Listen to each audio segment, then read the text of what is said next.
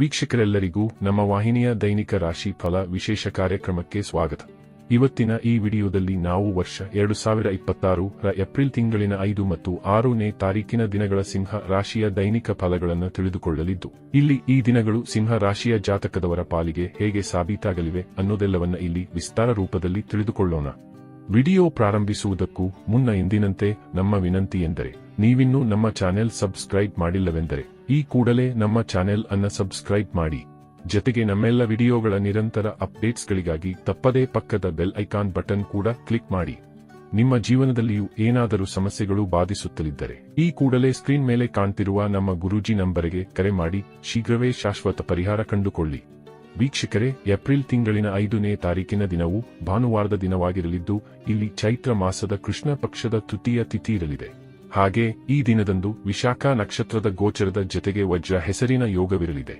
ಚಂದ್ರದೇವನು ಈ ದಿನದ ಸಂಜೆ 5:28 ತುಲಾರಾಶಿಯಲ್ಲಿ ಗೋಚರಿಸಲಿದ್ದು, ಆ ನಂತರದಲ್ಲಿ ವೃಶ್ಚಿಕ ರಾಶಿಗೆ ಪರಿವರ್ತನೆ ಹೊಂದಲಿದ್ದಾನೆ. ಇನ್ನು ಸೂರ್ಯದೇವನು ಈ ದಿನದಂದು ಮೀನ ರಾಶಿಯಲ್ಲಿ ವಿರಾಜಮಾನನಾಗಿರಲಿದ್ದಾನೆ.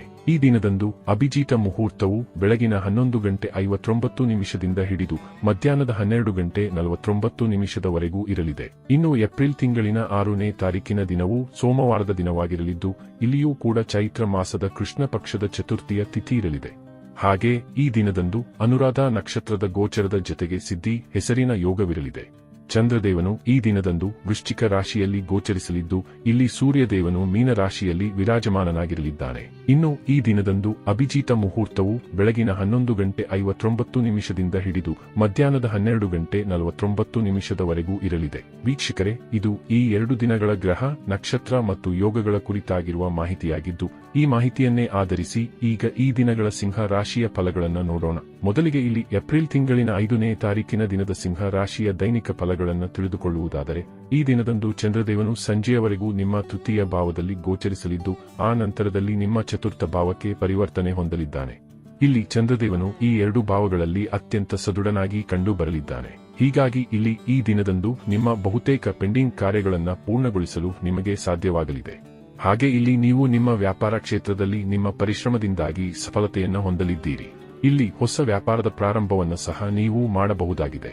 ನೌಕರಸ್ಥ ಜಾತಕದವರ ಪಾಲಿಗೂ ಸಮಯ ವಿಶೇಷವಾಗಿರಲಿದ್ದು, ಖಂಡಿತ ಇಲ್ಲಿ ನೌಕರಿಯ ಕ್ಷೇತ್ರದಲ್ಲಿಯೂ ಸಫಲತೆಯ ಪ್ರಾಪ್ತಿ ಉಂಟಾಗಬಹುದಾಗಿದೆ. ಇನ್ನು ಇದರ ಜೊತೆಗೆ ಈ ದಿನದಂದು ನಿಮ್ಮ ಭೌತಿಕ ಸುಖದಲ್ಲಿಯೂ ವೃದ್ಧಿ ಕಂಡು ಬರಲಿದೆ.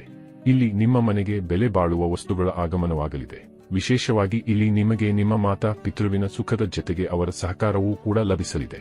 ಅಲ್ಲದೆ ಇಲ್ಲಿ ನಿಮಗೆ ನಿಮ್ಮ ಸಂಗಾತಿಯ ಮನೆಯ ಪಡೆಯವರ ಸಹಕಾರದ ಪ್ರಾಪ್ತಿಯೂ ಕೂಡ ಲಭಿಸಲಿದೆ. ಇನ್ನು ಲವ್ ರಿಲೇಶನ್ಶಿಪ್ ಮತ್ತು ಮ್ಯಾರಿಡ್ ಲೈಫ್ ಕೂಡ ಶುಭ ಫಲಗಳಿಂದ ಕೂಡಿರಲಿದ್ದು, ಖಂಡಿತ ನಿಮ್ಮ ಸಂಬಂಧಗಳಲ್ಲಿ ಮಧುರತೆಯ ಪ್ರಾಪ್ತಿ ಉಂಟಾಗಲಿದೆ. ಇಲ್ಲಿ ಸ್ಟಾಕ್ ಮಾರ್ಕೆಟ್, ಕಮೋಡಿಟಿ ಸೆಕ್ಟರ್ನಲ್ಲಿಯೂ ನಿಮಗೆ ಲಾಭದ ಫಲಗಳು ಲಭಿಸಲಿದೆ. ಆದರೆ ಇಲ್ಲಿ ನೀವು ಹೂಡಿಕೆಗೂ ಮುನ್ನ ಒಂದಿಷ್ಟು ಬುದ್ಧಿವಂತಿಕೆಯನ್ನ ಪ್ರಯೋಗಿಸಬೇಕಾಗುವುದು. ಜೊತೆಗೆ ಇಲ್ಲಿ ನಿಮಗೆ ಭಾಗ್ಯ ಸಂಬಂಧಿತ ಕಾರ್ಯಗಳಲ್ಲಿ ಕೊಂಚ ಹಿನ್ನಡೆ ಉಂಟಾಗಬಹುದಾಗಿದ್ದು, ಹೀಗಾಗಿ ಇಲ್ಲಿ ಲಾಟರಿಯಂತಹ ವಿಷಯದಿಂದ ನೀವು ದೂರವನ್ನು ಕಾಯ್ದುಕೊಳ್ಳಬೇಕು.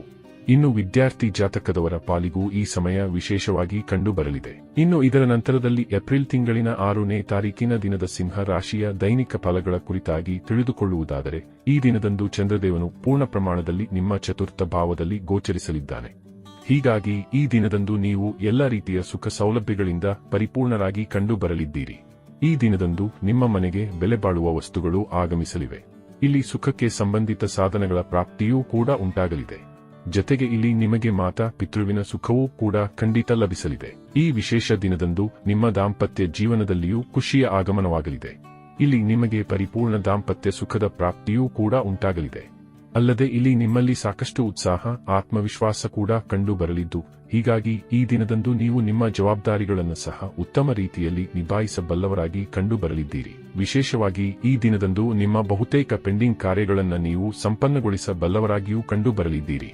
ಇಲ್ಲಿ ನಿಮ್ಮ ಕರ್ಮಕ್ಷೇತ್ರದಲ್ಲಿಯೂ ನೀವು ಉತ್ತಮ ಸಮಯ ಹೊಂದಿರಲಿದ್ದು, ಇಲ್ಲಿ ವಿಶೇಷ ಪದವಿಯನ್ನು ಸಹ ನೀವು ಹೊಂದಬಹುದಾಗಿದೆ. ಈ ದಿನದಂದು ಕರ್ಮದಿಂದ ಯಾರೂ ವಂಚಿತರಾಗಿರುವುದಿಲ್ಲ.